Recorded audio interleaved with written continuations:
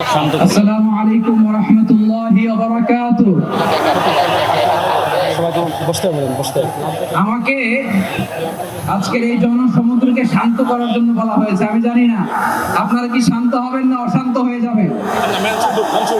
প্রিয় সুধী, মার্চ করতে যে লাথি গুতা খেলা উষ্টা সব আমরা খেয়েছি, তারপরেও আজকের এই সোহরাওয়ার্দী উদ্যানের এই গণজামায়াতে এই জনতার মহাসমুদ্রে উপস্থিত হয়ে আমরা বুঝতে পেরেছি আজকের এই মহাসমুদ্র জনসমুদ্র ফিলিস্তিনের প্রতি, আল আকসার প্রতি বাংলাদেশের জনগণের ভালোবাসার বহিঃপ্রকাশ।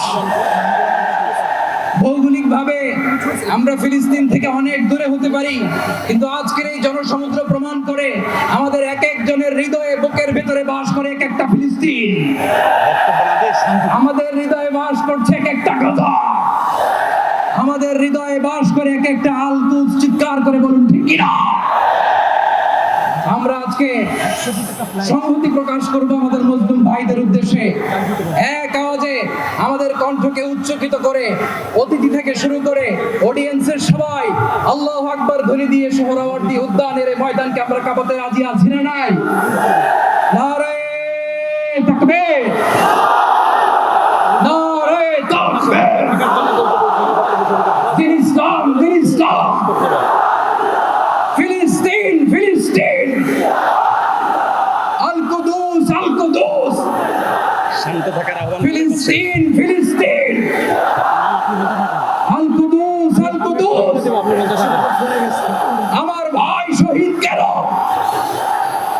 জাতিসংঘ জবাব চায়।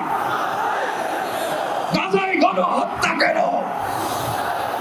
জাতিসংঘ জবাব চায়।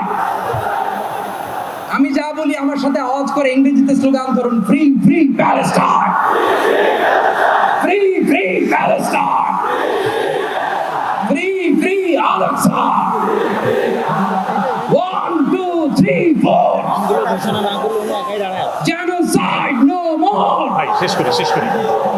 From the river to the sea, Palestine will be free। নারে তাকবীর।